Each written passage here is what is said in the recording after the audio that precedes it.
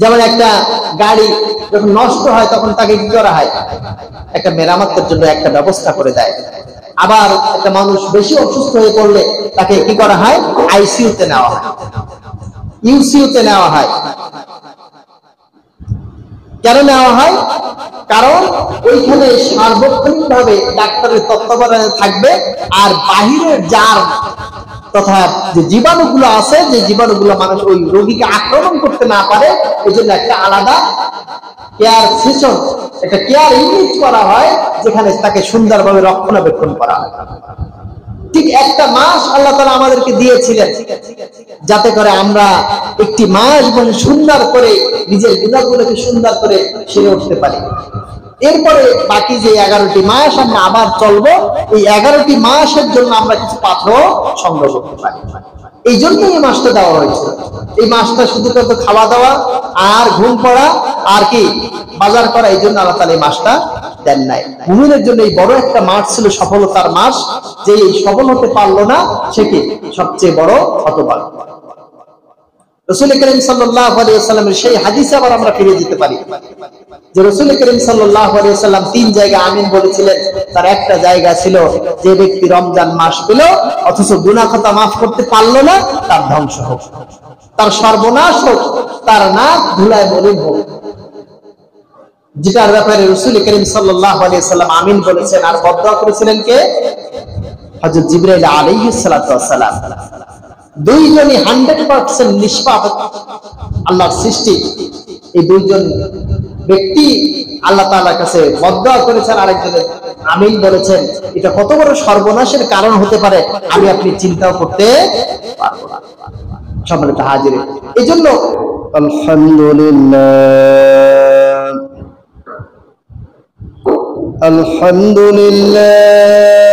নাহমাদুহু ওয়া নাস্তাঈনুহু ওয়া নাস্তাগফিরুহু ওয়া نعوذ بالله من شرور أنفسنا ومن سيئات أعمالنا من يهده الله فلا مضل له ومن يضلله فلا هادي له ونشهد أن لا إله إلا الله وحده لا شريك له ونشهد أن سيدنا وحبيبنا ومولانا محمدا عبده ورسوله الذي أرسله بالحق بشيرا ونذيرا وداعيا إلى الله بإذنه وسراجا وقمرا منيرا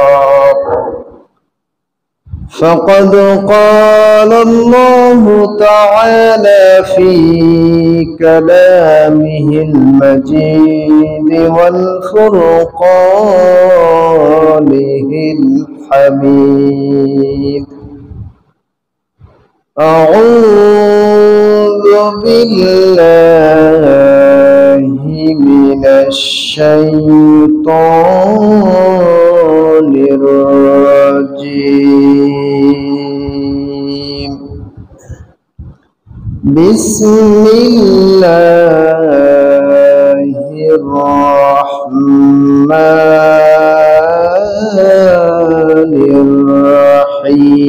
الرحيم وإذا سألك عبادي عني فإني قريب أجيب دعوة الداعي إذا دعان فليستجيبوا لي وليؤمنوا بي لعلهم يرشدون.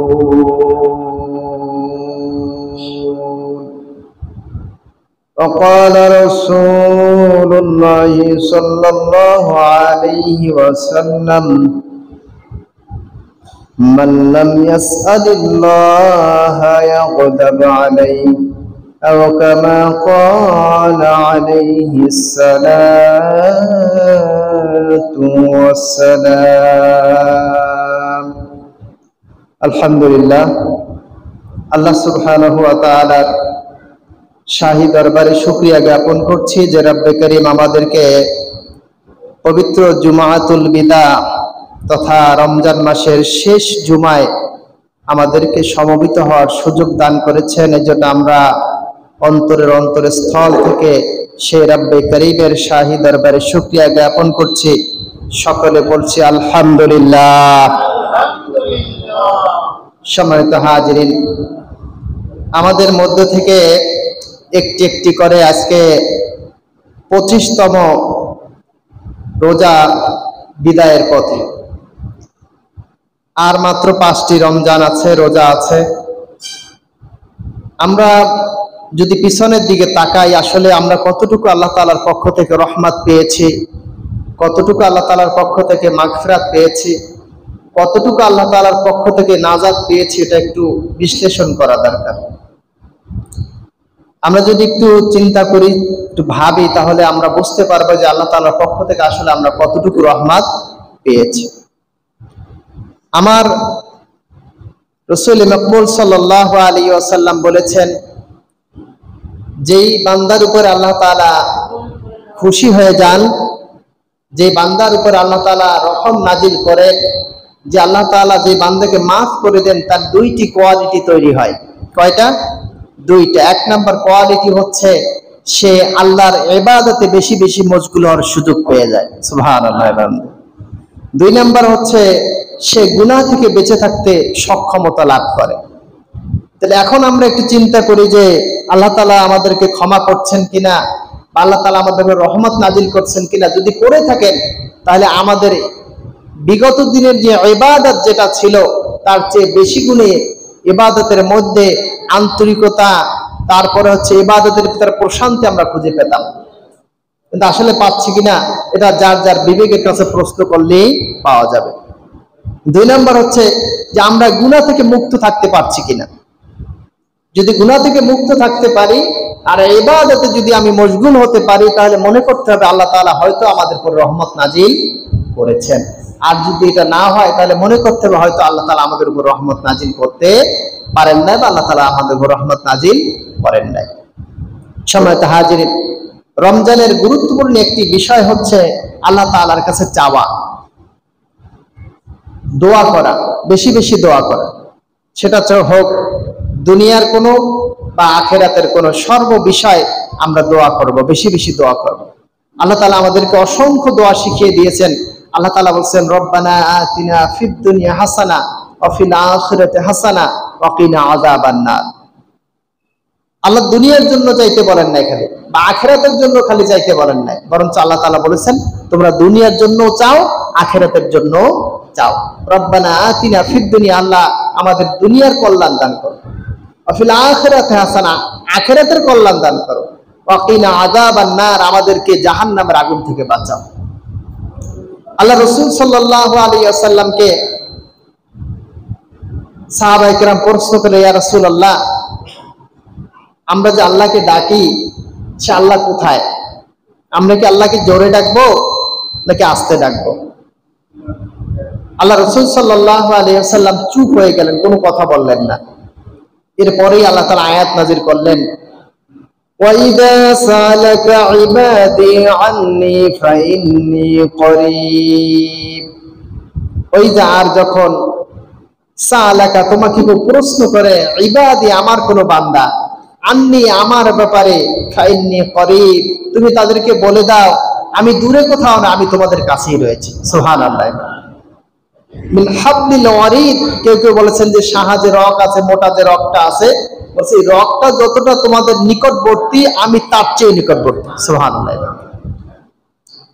তো আল্লাহ তাআলাকে যখন ডাকবো, যেভাবে ডাকবো আল্লাহ তাআলা শুনবেন, সেখানেই শুনবেন। এরপরে বলছেন যে যেহেতু আমি তাদের নিকটে থাকি, আমাদের কাছেই থাকি, উজিবু দাওয়াতাদ দাঈ, তাহলে অবশ্যই তাদের উচিত আমাকে ডাকা, আমাকে আহ্বান করা, আমার কাছে প্রার্থনা করা। আল্লাহ রাসূল সাল্লাল্লাহু আলাইহি ওয়াসাল্লাম বলেছেন যে মান লাম ইয়াসআলিল্লাহ ইয়াগদাবু আলাইহি, যে ব্যক্তি আল্লাহ তাআলার কাছে দোয়া করেন আল্লাহ তাআলা তার উপর রাগ হন। আল্লাহ তাআলা কি হন? রাগ করেন, গোসা হন। কারণ আল্লাহ তাআলার দেওয়ার সক্ষমতা আছে, কেন তোমরা চাবা না? দুনিয়ার মানুষ কি করে? চাইলে কি করে? রাগ হয়, এই চাই সেই চাই, এই টাকা সেই টাকা, কত টাকা চায়। আমার বাড়ি ক্ষেত আছে, একটা ক্ষেতে অনেক সবজি হয়েছে। এই সবজি যখন আমি তুলি, হয়তো দেখা গেছে কেউ আসলো, প্রতিবেশী বা আমার আত্মীয় আসলো, একদিন আসলো, দিলাম, 2 দিন দিলাম, 3 দিন দিলাম, এরপর কে দেব? হ্যাঁ, দিব না। কেন দিব না? কারণ আমার তো ফুরিয়ে যাওয়ার সম্ভাবনা 100%। আমি যে ফসল উৎপাদন করেছি, যে কৃষি ক্ষেত লাগাইছি, সেটা কি শেষ হয়ে যাবে। আমার কাছে যে টাকা আছে, লিমিটেড টাকা, এটা শেষ হয়ে যাবে। কিন্তু আল্লাহ তাআলার কাছে যেটা আছে সেটা কি না, শেষ হবে না। আল্লাহ তাআলা বলছেন যে পৃথিবীর শুরু থেকে কিয়ামত পর্যন্ত সমস্ত মানুষ একত্রে মিলে যদি চায়, তাদের সব কিছু দেওয়ার পরেও আমি আল্লাহ তাআলার এক চুল পরিমাণ করে ঘাটতি হবে না। সব দিয়ে দেবে একসাথে, সবার চাওয়া পূরণ হয়ে যাবে। তারপর আল্লাহ তাআলা কি হবে না, খাজানায় কোনো ঘাটতি হবে না। তো সেই আল্লাহ তাআলার কাছে কি করতে হবে? চাইতে হবে। সে চাওয়ার জন্য আমাদের প্রস্তুত থাকতে হবে। কিন্তু আমরা চাই, চাওয়ার পরে একটু অধৈর্য হয়ে যায়, কিছুদিন চাওয়ার পরে আর কি চাই না। কেন চাই না? মনে করি আল্লাহ তাআলা তো আমার কথা শোনেন না, আর চাওয়ার দরকার নাই। এখানে আপনি ব্যর্থ। আল্লাহ রাসূল সাল্লাল্লাহু আলাইহি ওয়াসাল্লাম বলেছেন যে ইয়াকুলুল্লাহু তাআলা, আল্লাহ তাআলা বলেন, আনা ইনদা জান্নি আবদি, আমি আমার বান্দার ধারণার সাথে থাকি। আমার বান্দা আমাকে যেভাবে ধারণা করে, আমি তার সাথে সেইভাবেই উপস্থাপন হই। কোন বান্দা যদি মনে করে আমার আল্লাহ তাআলা গুনাহ মাফ করবেন না, আল্লাহ তাআলা মাফ করবেন না। কেউ যদি মনে করে যে না আল্লাহ তাআলা আমার গুনাহ মাফ করবেন, করেন, আল্লাহ তাআলা তার গুনাহ মাফ করে দেবেন। সুবহানাল্লাহ। আল্লাহ তাআলা ব্যাপারে যদি কেউ মনে করে যে আল্লাহ তাআলা আমার পর রহমত করেন না, আমার পর রহম নাজিল করেন না, আমার পর দয়া করেন না, আল্লাহ তাআলা তার উপর দয়া করবেন না। কেউ যদি মনে করেন যে আল্লাহ তাআলা আমার পর দয়া নাজিল করবেন, অবশ্যই আল্লাহ তার উপরে দয়া নাজিল করবেন। বান্দার ধারণার উপরে আল্লাহ তাআলা কাজ করে থাকে। বান্দা যেভাবে আল্লাহকে ভাবে, আল্লাহ তাআলা সেইভাবেই তার সামনে উপস্থাপন হয়। সম্মানিত হাজিরিন, এজন্য আল্লাহ তাআলার কাছেই চাইতে হবে। রাসূল মাকবুল সাল্লাল্লাহু আলাইহি ওয়াসাল্লাম বলেছেন যে তোমাদের যদি জুতার ফিতা ছিঁড়ে যায়, কিসের ফিতা? জুতার ফিতা যদি ছিঁড়ে যায়, তাহলে তুমি সেই ফিতা আল্লাহ তাআলার কাছে চাও। সুবহানাল্লাহ বলবেন না? ছোট্ট একটা জিনিস, জুতার ফিতা ছিঁড়ে গেছে, আল্লাহ তাআলার কাছে চাইলে এটা কেমন ব্যাপার? আল্লাহ তাআলা, রাসূল বলছেন যে এটাও তুমি আল্লাহ তাআলার কাছে চাও। তোমার জীবনের যাবতীয় যা কিছু আছে, সব কিছু দেওয়ার মালিককে আল্লাহ তাআলা, দেওয়ার মালিক। তো সে আল্লাহ তাআলার কাছে আমাদেরকে চাইতে হবে, সব সময় চাইতে হবে। চাওয়ার ধরনটা হবে আমি আল্লাহ তাআলার কাছে চাইছি, আল্লাহ তাআলা দিতে হবে। দিবে না কেন? আল্লাহ তাআলা কেন দিবে না? আল্লাহ তাআলার কাছে সেইভাবে আমাকে চাইতে হবে। যেমনটা একটা ঘটনা আছে যে এক বাদশা ছিলেন, প্রচন্ড কিপটা এবং প্রচন্ড কঞ্জুস, মানে তার হাতের থেকে কি পানি পড়ে না, এমন একটা অবস্থা, মারাত্মক কৃপণ। তো এক ভদ্রলোক, তিনি এক আল্লাহর ওলির কাছে গেলেন। তিনি বললেন যে আমি আপনার শাগরেদ হতে চাই। কি হতে চাই?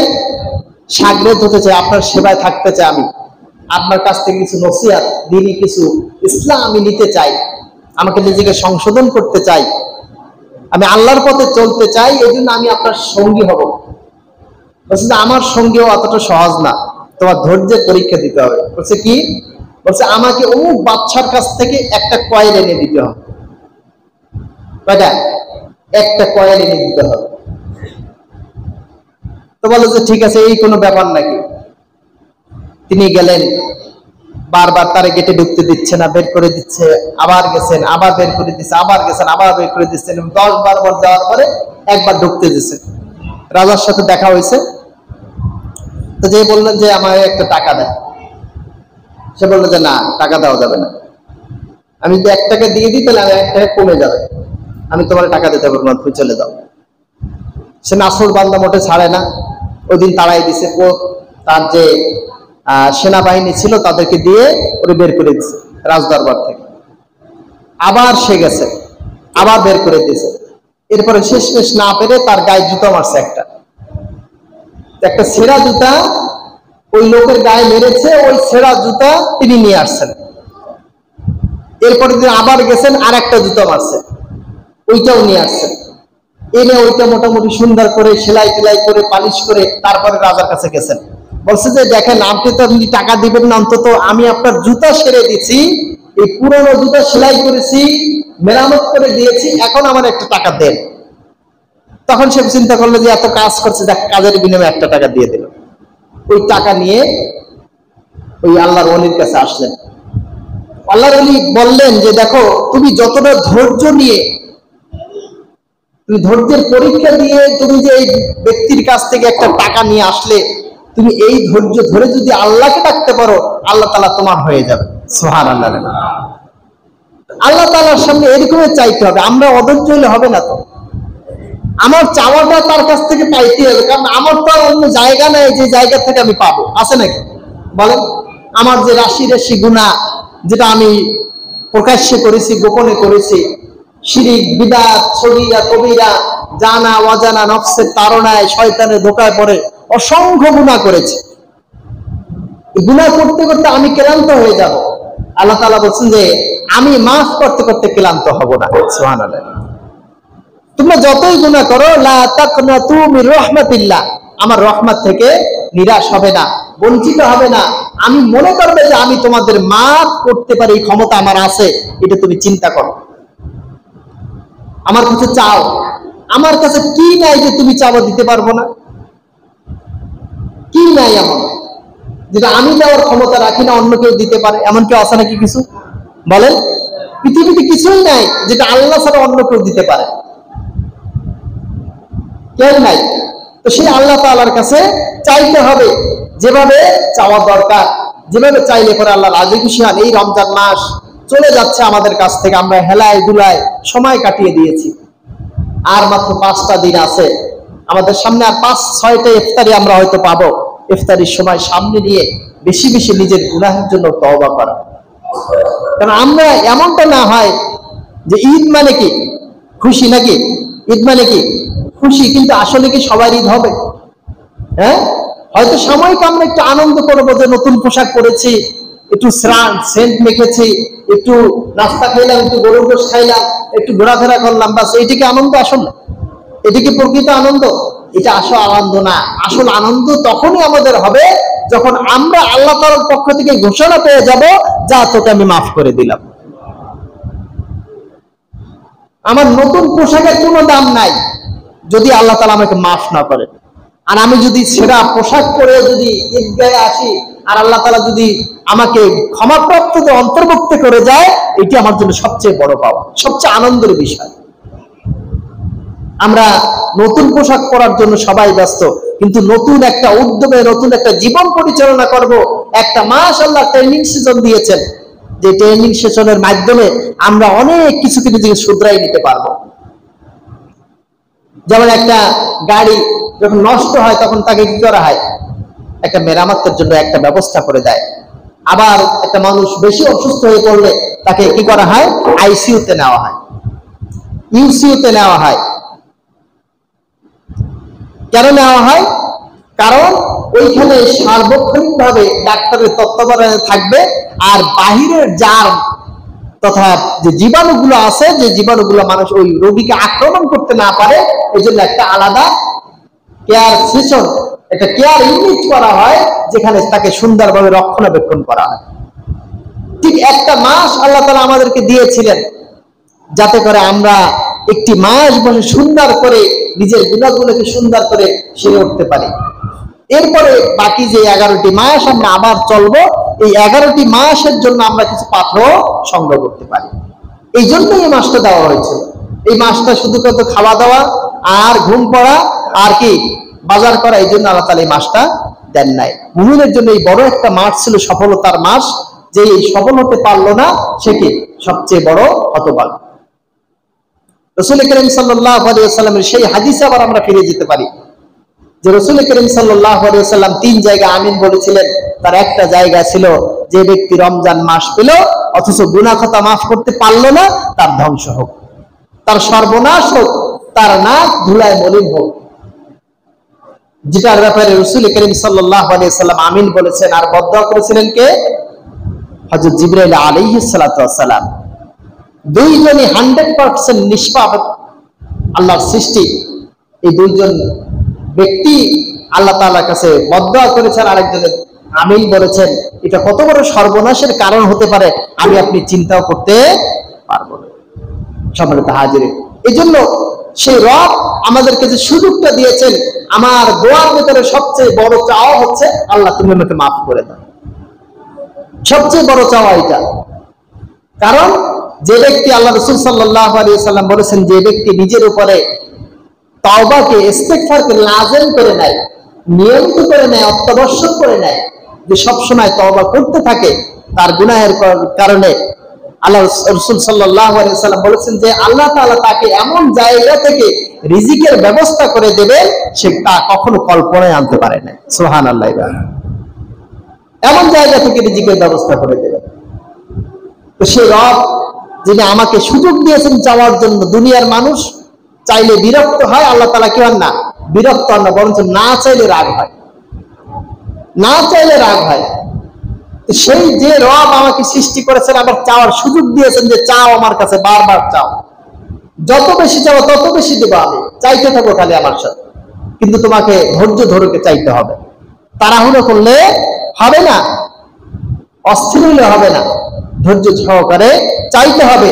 যদি আমি চাইতে না পারি তাহলে কি আমার জন্য এটা ব্যর্থতা।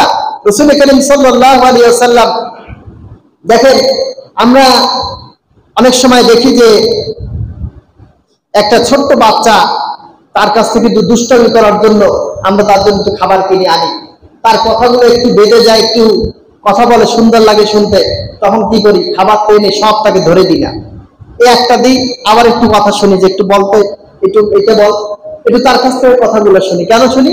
কারণ মনের ভিতরে একটু ভালো লাগে, তৃপ্তি লাগে। ঠিক আল্লাহ তাআলা একই, তার বান্দা যখন ডাক দেয় তখন আল্লাহ তাআলা অনেক খুশি হয়ে যায়। সুবহানাল্লাহ।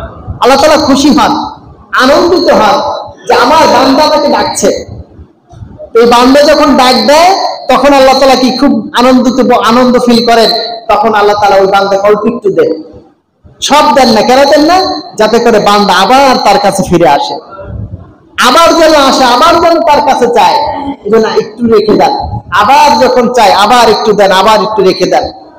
আর কাফেরদের ব্যাপারে উল্টা হয়, কাফেররা যখন চান সাথে সাথে দিয়ে দেন। কেন দেন?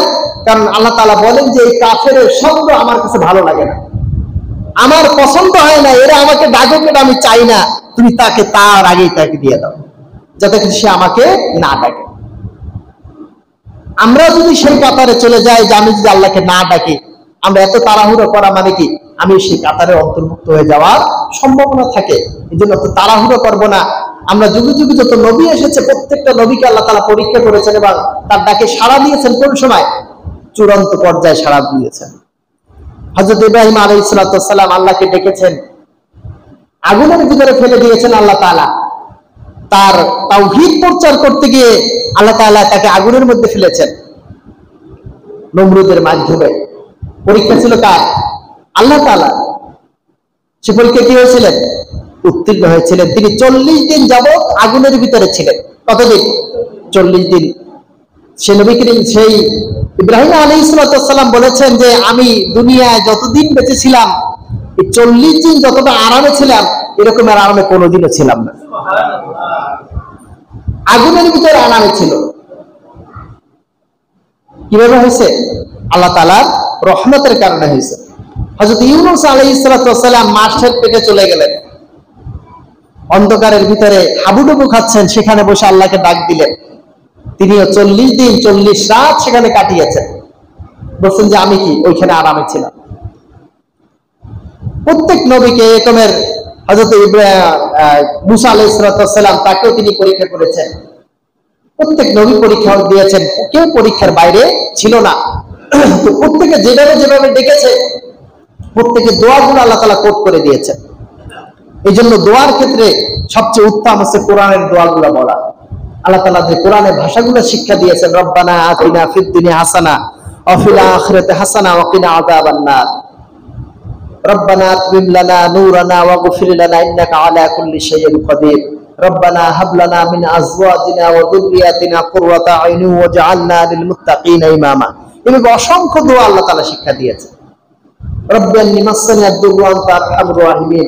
হযরত আইয়ুব আলাইহিস সালাম তাকে যখন পোকায় খেয়ে ফেলছিল, আল্লাহ তাআলার কাছে এই দোয়া করে শিফা চেয়েছেন, আল্লাহ আমি তো একেবারে রোগগ্রস্ত হয়ে গেছি, আমাকে শিফা দাও। আল্লাহ তাআলা শিফা দিয়েছেন। মুসা আলাইহিস সালামের কথা বেড়ে গেছে, তিনি কথা স্পষ্ট করে বলতে পারতেন না। আল্লাহ তাআলার কাছে দোয়া করলেন যে রব্বিশ রাহলি সাদরি ওয়া ইয়াসসির লি আমরি ওয়াহলুল উকদাতাম মিন লিসানি ইয়াফকাহু কওলি। আল্লাহ তাআলা তার জিহ্বার জড়তা দূর করে দিলেন। প্রত্যেক নবীর দোয়া আছে, প্রত্যেক নবীর দোয়া আছে। আদম আলাইহিস সালাম দোয়া করলেন, রব্বানা যালামনা আনফুসানা ওয়া ইল্লাম তাগফির লানা ওয়া তারহামনা লানাকুনান্না মিনাল খাসিরিন। কত সুন্দর অর্থ, আল্লাহ আমি জুলুম করেছি, আমি ভুল করেছি, অপরাধ করেছি, তোমার হুকুমকে অমান্য করেছি, নিজের উপরে জুলুম করেছি। ওয়া ইল্লাম তাগফির লানা, যদি তুমি আমাকে ক্ষমা না করো, ওয়া তারহামনা, আমাকে যদি রহম না করো, লানাকুনান্না মিনাল খাসিরিন, তাহলে অবশ্যই অবশ্যই আমি ক্ষতিগ্রস্তের অন্তর্ভুক্ত হয়ে যাব।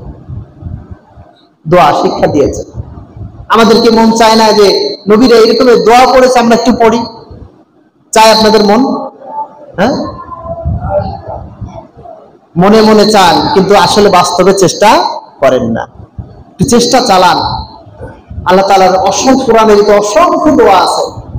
এই দোয়াগুলো দিয়ে দোয়া করেন, দেখবেন যে আল্লাহ তাআলা আপনার বিপদ আপদ আল্লাহ তাআলা দূর করে দিবেন। এরপরে রাসূল করিম সাল্লাল্লাহু আলাইহি ওয়াসাল্লামের অসংখ্য দোয়া আছে, যে দোয়াগুলো পড়লে যেমন নেকি হবে, তেমনি কি আল্লাহ তাআলা অভাব পূরণ করে দিবেন। ছোট্ট ছোট্ট দোয়া আছে। হযরত রাসূল করিম সাল্লাল্লাহু আলাইহি ওয়াসাল্লামের একজন স্ত্রী, তিনি তাহাজ্জুদ পড়েছেন, তারপরে ফজরের নামাজ পড়েছেন, এরপরে ইশরাক নামাজ পড়েছেন। এই সময় রাসূল করিম সাল্লাল্লাহু আলাইহি ওয়াসাল্লাম বাইরে চলে গেলেন। বাইরে থেকে ঘুরে আসতে আসতে দুপুর হয়ে গেল। দেখলেন যে তিনি এখনো বসে আছেন, দোয়া তাসবিহ তাহলিল করতেছেন। রাসূলের স্ত্রী বলছে, তুমি কি করো?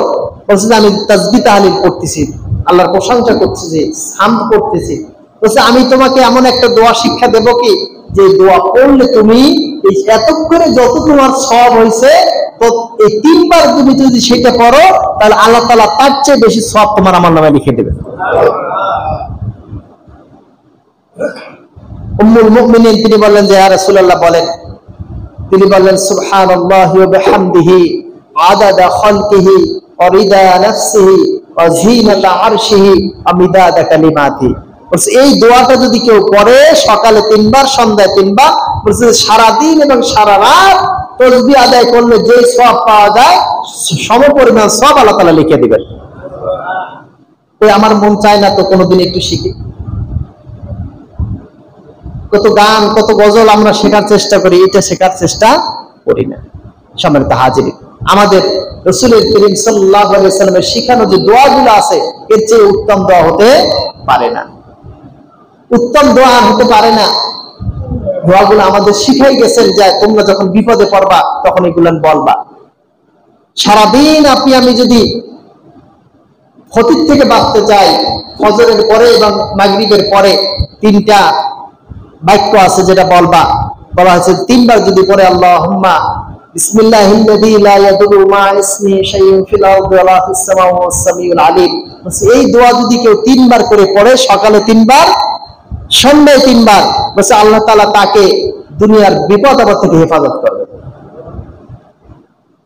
এরপর দোয়া বলা হয়েছে যে কেউ যদি দোয়া পড়ে যে হাসবুনাল্লাহু হাসবি আল্লাহ লা ইলাহা ইল্লা হু আলাইহি তাওয়াক্কালতু ওয়া রাব্বুল আরশিল আযীম, বস এই দোয়া যদি কেউ 7 বার পড়ে আল্লাহ তাআলা তার জন্য যথেষ্ট হয়ে যাবে। তা আল্লাহ তাআলা যদি কার জন্য যথেষ্ট হয়ে যায়, তার আর কারো কিছু লাগবে? হ্যাঁ, লাগবে না। আপনি আমি কল্পনাও করতে পারবেন যে কোথা থেকে কি যে আসতেছে, কিভাবে আসতেছে, আপনি কখন চিন্তাও করেন নাই। আল্লাহ তাআলা এই ব্যবস্থা আল্লাহ তাআলা করে দেবেন। কিন্তু আমাদের দরকার কি? তার কাছে চাওয়া, তার নিকটবর্তী হওয়া। বলছে যে এই সময় পাবো কোথায়? এই সময় তো আমার কাছে নেই, আপনার কাছে নাই, আছে খালি দুনিয়ার ব্যস্ততা। হ্যাঁ, অবশ্যই বই আছে। এরপরে দেখেন, আমরা শুধু ব্যস্ত হই যে ইমাম সাহেব কেন দোয়া করলো না, এটা নিয়ে সবাই মাথা ব্যথা হয়। যে কোনো ফরজ নামাজের পরে এই দোয়া নিয়ে সব জায়গায় গেলাম। দেখেন ইমাম সাহেব যে দোয়া করে, অনেক জায়গায় আমি মসজিদে গেছি, অনেক মসজিদে গেছি, হাত করে আল্লাহুম্মা আমিন বিরহমাতিকা, কি দোয়া করলো বলেন? কি পড়লো? দোয়া হইলো না মস্কারা হইলো? হ্যাঁ, এটা কি দোয়া বলে? অথচ রাসূল করিম সাল্লাল্লাহু আলাইহি ওয়াসাল্লাম নিয়মিত দোয়া পড়তেন। ফজরের প্রত্যেক ফরজ নামাজের পরে তার নির্ধারিত দোয়া ছিল, কিছু অনেকগুলা দোয়া ছিল যে দোয়াগুলো নিয়মিত পড়তেন আল্লাহ রাসূল। আমরা যদি এই দোয়াগুলো নিয়মিত পড়ি, তাহলে আমার আমল নামা যেমন নেকি হবে, তেমন আল্লাহ তাআলার রহমত আমাদের উপর নাযিল হতে থাকে। খালি ইমাম সাহেবের উপরে বসে থাকলে হবে না, ইমাম সাহেব কোন সময় হাত করবে সেই জন্য খালি অপেক্ষা করি, সেই সময়টুকুর জন্য। আমরা যারা নামাজ পড়ি, ফজর বিশেষ করে যারা নামাজি আছি, আমরা নামাজ পড়ি দৌড় মারি। আমি প্রায় এই কথা বলে থাকি, দেখেন ভাই, আপনি আমি নামাজ পড়লাম, ইবাদত ঠিকই করলাম, এই ইবাদতটা যদি কবুল তো করাইতে হবে নাকি? কথা বলেন নাই? আপনি একটা কাজ করলেন, এই কাজটা তো কর্তৃপক্ষের কাছে মঞ্জুর করাইতে হবে। মঞ্জুর যদি না হয়, কাজের কোনো দাম আছে? হ্যাঁ, এই যে আমাদের মাদ্রাসা একটা বিল্ডিং হচ্ছে, 4 তলা বিল্ডিং, কাজ করতেছে, খেটে খেটে করতেছে, বলছে তাদের শিডিউল হচ্ছে কিনা। মাঝে মাঝে ইঞ্জিনিয়ার আসে, এসে চেক করে, দেখে এইটা সমস্যা আছে, এইটা সমস্যা আছে, এটা ঠিক করো, ওইটা ঠিক করো, এটা ঠিক মতো নয়, এটা ভেঙে ফেলো, এটা ফেলে দাও, এটা হবে না, এই নানান কথা বলে আবার সে নতুন করে শুরু করে। তাহলে আলটিমেটলি সে যদি ওই ইঞ্জিনিয়ার যদি রিপোর্ট না দেয় যে না এই কাজটা ঠিক হয়েছে কি হয় নাই, এই রিপোর্টের উপরে তার বেতন নির্ভর করে, তার টাকাটা নির্ভর করে সে টাকা পাবে কি পাবে না। তাহলে আপনার আমার ইবাদত, এটা তো কবুল হইতে হবে। আমি ইবাদত করছি, অসংখ্য ইবাদত করছি, বেশি বেশি করছি, তাহাজ্জুদ করছি, তারপরে আওয়াবিন করছি, ইশরাক করছি, সালাতুল জাওয়াল করছি, সালাতুল তাসবিহ করছি, যা মন আমি ইবাদত যত আছে সব ইবাদত করলাম, কিন্তু করে দৌড় মারলাম, এটা মঞ্জুর করাইলাম না। তাহলে এই ইবাদতের কোনো দাম হবে? কথা বলেন না, আপনার বলছেন কিনা? আল্লাহ তাআলা যদি এটা কবুল না করে, আপনি তো আপনার মতন করে চলে গেলেন, নামাজের ভিতরে দুনিয়ার সব খেয়াল ভিতরে ঢুকলো, ঢোকার পরে কোনো মতে নামাজ শেষ করে দৌড় মারলাম আবার। তো এই যে নামাজটা পড়লাম, আল্লাহ এর ভিতরে অনেকগুলো ভুল ত্রুটি হয়েছে, আল্লাহ তুমি এই ভুল ত্রুটি মাফ করে দিয়ে আমার ইবাদতটা কবুল করো, এই বলার সময়টুকু যদি আপনার না থাকে, তাহলে আপনি কি ইবাদত করলেন? এই জন্য ইবাদত করা যতটা সহজ, ইবাদত মঞ্জুর করানোটা তার চেয়ে অনেক কঠিন। এই জন্য আল্লাহ রাসূল সাল্লাল্লাহু আলাইহি ওয়াসাল্লাম ইস্তেগফার পড়তেন নামাজ শেষেই। কয়বার ইস্তেগফার পড়তেন? 3 বার। নিয়মিত দোয়ার একটা অংশ, একটা 3 বার ইস্তেগফার পড়তেন। ইস্তেগফার কেন পড়ে? কারণ আল্লাহ তাআলার কোন ইবাদত করার পরে কোন বান্দা যদি দোয়া করে, আল্লাহ তাআলা দোয়া কবুল করে নেন। তাহলে দোয়া করার সবচেয়ে বড় দোয়া কি? আমার গুনাহ মাফ করা। বড় দোয়া কি বলেন? গুনাহ মাফ করা। তাহলে আমি একটা ভালো কাজ করলাম, নামাজ পড়লাম, নামাজ পড়ার পরে আমি কি করলাম? আল্লাহ তাআলার কাছে বললাম, আল্লাহ এই তো তোমার নামাজ আদায় করলাম, তবে আল্লাহ আবার তোমার কাছে তওবা করছি, আমাকে মাফ করে দাও। তো আল্লাহ তাআলা বলেন যে তুই যেহেতু মাফ সেজে আমি তোকে মাফ করে দিলাম। কিন্তু আমরা তো সেই সুযোগ পাই না। কোনো মতে সালাম ফিরানোর সাথে সাথে দে দৌড়, দল বেঁধে দৌড়বাড়ি করছে। সময় তো হাজির, এটা করবেন না। আল্লাহ রাসূল সাল্লাল্লাহু আলাইহি ওয়াসাল্লাম নিয়মিত আমলের ভিতরে ছিল, আল্লাহ রাসূল সাল্লাল্লাহু আলাইহি ওয়াসাল্লাম যখন নামাজ শেষ করতেন, ফরজ নামাজ, সাথে সাথে তিনি আবার কি করতেন? তিনি দোয়া করতেন, সুবহানাল্লাহি ওয়া বিহামদিহি আদাদা খালকিহি ওয়া রিদা নাফসিহি ওয়া জিনাতা আরশিহি ওয়া মিদাদা কালিমাতিহি। দোয়া করতেন। আল্লাহ রাসূল সাল্লাল্লাহু আলাইহি ওয়াসাল্লাম বলতেন যে আল্লাহুম্মা আইন্নি আলা যিকরিকা ওয়া শুকরিকা ওয়া হুসনি ইবাদাতিক। তার একজন সাহাবী মুআজ রাদিয়াল্লাহু তাআলা আনহুকে বলতেছেন, হে মুআজ, তুমি এই বাক্য, এই কালেমা পড়তে কখনো ভুলো না। কি? যে আল্লাহুম্মা আইন্নি আলা যিকরিকা ওয়া শুকরিকা ওয়া হুসনি ইবাদাতিক। দোয়া করতেন। আল্লাহ রাসূল সাল্লাল্লাহু আলাইহি ওয়াসাল্লামের নামাজ শেষ করে এরপরে তিনি 33 বার সুবহানাল্লাহ, 33 বার আলহামদুলিল্লাহ এবং 33 বার আল্লাহু আকবার পড়তেন এবং একটু দোয়া করতেন যে লা ইলাহা ইল্লাল্লাহু ওয়াহদাহু লা শারীকা লাহু লাহুল মুলকু ওয়া লাহুল হামদু ওয়া আলা কুল্লি শাইইন কাদির। এই দোয়া করতেন। বলছেন এই দোয়া করার কারণে 33 বার সুবহানাল্লাহ, 33 বার আলহামদুলিল্লাহ, 33 বার আল্লাহু আকবার পড়ার পরে এই দোয়াটা যে ব্যক্তি পড়বে, বলা হচ্ছে তার গুনাহ যদি সমুদ্রে ফেনা বরাবর হয়। কোন বরাবর? সমুদ্রে ফেনা বরাবর যদি তার গুনাহ হয়, আল্লাহ তাআলা তার গুনাহ মাফ করে দিবে। ওই আমরা তো সেই সময় পাচ্ছি না, আমাদের কোনো গুনাহ নাই, আমরা হচ্ছে একেবারে মাসুম, যার কারণে আমাদের দোয়ারও প্রয়োজন হয় না, ইস্তেগফারের প্রয়োজন হয় না, কোনো মতে হাজরে দিয়ে দিতে পারলেই বাস সময় তো হাজির। এটা করা যাবে না। আপনার আমার যে সময়, এটা আল্লাহ তাআলার নেয়ামত। আপনি আমি দুনিয়ায় বেঁচে আছি, আপনার আমার চেয়ে অসংখ্য ছোট মানুষ দুনিয়া থেকে চলে গেছে, গেছে কিনা বলেন? আপনি যে দেখেন, আপনার নিজস্ব আত্মীয়র ভিতরে অনেক মানুষ আছে যারা আপনার চেয়ে বয়সে অনেক ছোট, যারা দুনিয়া থেকে বিদায় নিয়ে চলে গেছে। আপনি যে সময়টা পার করছেন, এক্সট্রা সময়, বোনাস সময় পার করছেন আপনি। এই সময়টা আপনাকে কাজে লাগানো উচিত। আপনি যদি কাজে না লাগান, কাল কিয়ামতের দিন ব্যর্থতার গেলায় আল্লাহ তাআলার সামনে উঠতে হবে, আর সেই ব্যর্থতা আপনার আমার কোনো কাজে লাগবে না। সকল আফসোস শুধু আফসোসই থেকে যাবে। এখন শুধু গাছ আল্লাহ তাআলার কাছে চাওয়ার, এখন চেয়ে নেন। এখন আল্লাহ তাআলার কাছে বলার সুযোগ আছে, এখন বলে নেন। গুনাহ যত আছে মাফ করে নিতে পারেন। আপনার শুধু একটা বিষয় দরকার, সেটা হচ্ছে অন্তরের স্থল থেকে আপনি ওই গুনাহের জন্য তওবা করুন। বাস এতটুকু আপনার জন্য যথেষ্ট হয়ে যাবে। সম্মানিত হাজিরিন, আপনি আমি মুত্তাকি হব, রোজার উদ্দেশ্য ছিল কি বলেন তো? লাআল্লাকুম তাত্তাকুন, যাতে করে তোমরা মুত্তাকি হতে পারো। মুত্তাকি বানানোর জন্য আল্লাহ তাআলা কি করেছেন? রমজান মাসে রোজা ফরজ করেছেন। কি বানানোর জন্য বলেন? জোরে বলেন। মুত্তাকি বানানোর জন্য। আমি যেমন এই সামনে খাবার থাকা সত্ত্বেও খাই না, কার ভয়ে? আল্লাহ। একটা প্র্যাকটিস। আমার সামনে পানি আছে, খাই না, কেন খাই না? আল্লাহর ভয়ে। ঠিক আমি যেন এই সময়, এই ইফতার সাহারি যেমন করার পরে মাঝখানের সময়টুকু যেমন আমি গুনাহ থেকে বেঁচে থাকি, আমার হালাল জিনিসকে অবৈধ মনে করে খাই না আল্লাহর ভয়ে, আল্লাহ নিষেধ করছে এই জন্য, ঠিক বাহিরে যেও যেন আমি কি করি? এই অনর্থক অন্যায় কাজগুলো ছেড়ে দিই। কার জন্য? আল্লাহর জন্য। আমি যেন সেখানেও মনে করি এটা আল্লাহ নিষেধ করেছে, এই জন্য আমি এটা খাবো না। এটা আমার দেখতে আল্লাহ নিষেধ করেছেন, এই জন্য আমি এটা দেখবো না। এই কথা আল্লাহ চলতে নিষেধ করেছেন, আমি চলবো না। কারণ কি? আল্লাহ দেখেন। আল্লাহ কি করে? দেখেন। এই চিন্তা চেতনা আমার ভিতরে ঢুকানোর জন্যই রোজাকে ফরজ করেছে, আর কিচ্ছু না। কিন্তু আমাদের রোজা তো আমি রাখছি, কিন্তু তাকওয়া আমাদের ভিতরে অর্জিত হয় না। তাকওয়া হচ্ছে একটা কভার, একটা কভার, যে কভারটার মাধ্যমে আপনি সমাজে চলবেন, আপনার গায়ে কোনো গুনাহ লাগবে না। সুবহানাল্লাহ বলেন। একটা কভার, যেমন একটা মোবাইল একটা কভার আছে, এই কভারটা থাকার কারণে ওই কভারের ভিতরে যেটুকু থাকে ওইটা কি করে না? স্পট লাগে না, লাগে, সেফটি থাকে, বেঁচে যায়। ঠিক একটা মুত্তাকি যখন, একজন মুমিন যখন মুত্তাকি হয়ে যাবে, তখন গায়ে তার হাজারো পাপ থাকবে আশপাশে, কিন্তু তাকে স্পর্শ করতে পারবে না।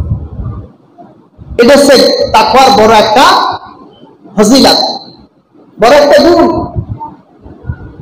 আমাদের যে আমরা যারা ঈমানদার আছি স্তর আছে, যেমন একজন হচ্ছে মুমিন, আরেকজন হচ্ছে মুসলমান, একজন হচ্ছে মুত্তাকি, আরেকজন হচ্ছে মুহসিন। কয়জন হলো? চারজন ব্যক্তি। চারজনের কোয়ালিটি কি? যে বলছে যে একজন মুমিন যে সে কি করবে, যে তারে একজনের একটা চর মারলো, চর মারার কারণে সে চরটা খুলে ও পাল্টা আর একটা ওই মাপের চর মেরে দিল, একে মুমিন। আরেকজন আছে মুসলিম, সে চরটা মারছে, চর খেয়ার পরে বলছে যে ভাই মারলি কেন, শেষ, আর কিছু বলে নাই। এই গেলে কি, সে কিন্তু প্রতিশোধ নেয় নাই, প্রতিশোধ নেওয়ার সুযোগ ছিল, প্রতিশোধ নেয় না, বলছে এসে মুসলমান। এবার আরেকজন ব্যক্তি কি করলো, যে তার হাতটা ডলে দিল, ভাই তুই আমারে মারছিস, তোর মনে হয় হাতে ব্যথা লাগছে, ছেড়ে দিল তারে। আবার চতুর্থ নাম্বার এসে মুত্তাকি, বলছে 3 নাম্বার, আর চতুর্থ নাম্বার হচ্ছে মুহসিন। কি, ও মারছে, ওর পকেটে টাকা ছিল 50 টাকা বাইর করে দিয়েছে, ভাই তুই আমারে মারছিস, কষ্ট হয়েছে তোর, নেই টাকা 50টা নিয়ে তুই নাস্তা করে খা। স্তর কয়টা হলো? 4টা। সর্বোত্তম স্তর কোনটা বলেন? 4 নম্বর স্তরটা সর্বোত্তম মুহসিন ব্যক্তি, যে ইহসান করে। যে গল্প আমি বলছিলাম যে জয়নুল আবেদিন, তিনি তার একজন খাদেম ছিল, ওই খাদেম পানি ঢালতে গিয়ে একটা বদনাটা তার পায়ের উপরে পড়ছে, করার পরে জয়নুল আবেদিন সে ব্যথা পেয়েছে।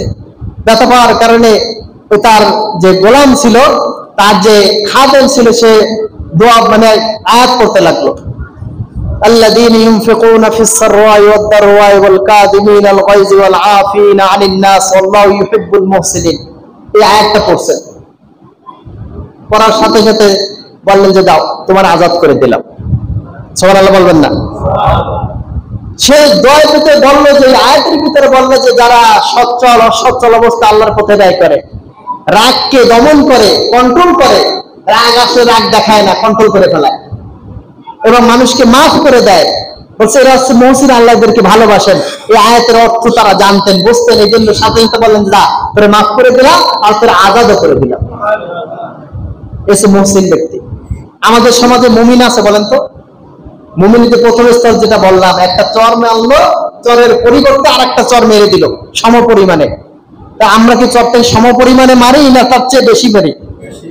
তাহলে কি আমরা মুমিনের স্তরেও আছি? একেবারে শুরু যে স্তরটা দিয়ে, সেই স্তরের ভিতরে আমরা নেই। আমরা তো জান্নাতের আশা করে বসে আছি। সম্মানিত হাজিরিন, আমাদেরকে স্তরগুলো পার হইতে হবে।